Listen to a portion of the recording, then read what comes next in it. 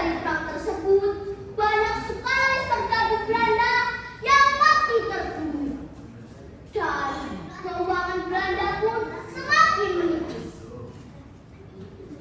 Tahu tidak teman-teman, selama perang melawan Pangeran Diponegoro dan pasukannya, Belanda telah menghabiskan dana 20 juta gulden. Wah, banyak sekali ya teman-teman. Padahal pendapatan di setiap tahunnya hanya 2 juta gulden. Berarti 10 kalinya. Maka wajarlah kalau pemerintah Belanda hampir saja bangkrut. Waktu itu, puncak kemenangan prajurit Pangeran Diponegoro semakin nyata. Hal itu membuat pemerintah Belanda tidak tinggal diam.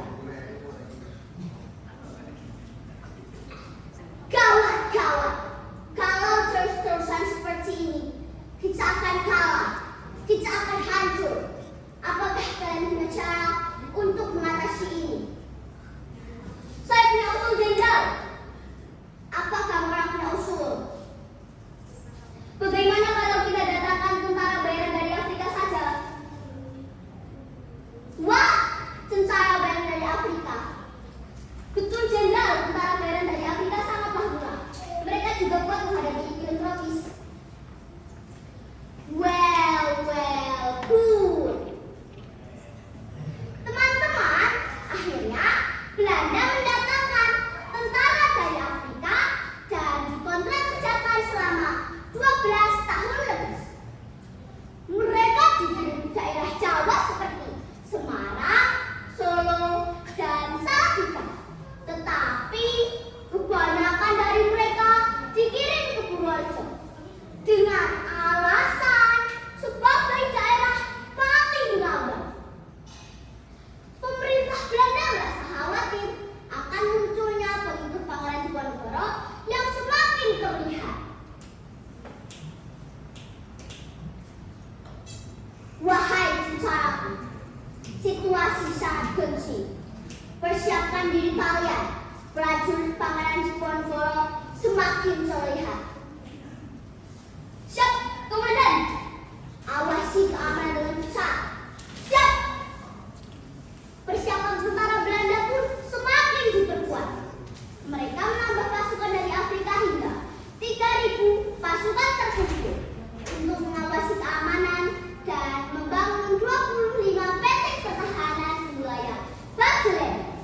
Namun, lontaran dan ejekan pemuda kampung Sidoarjo membuat situasi semakin memanas.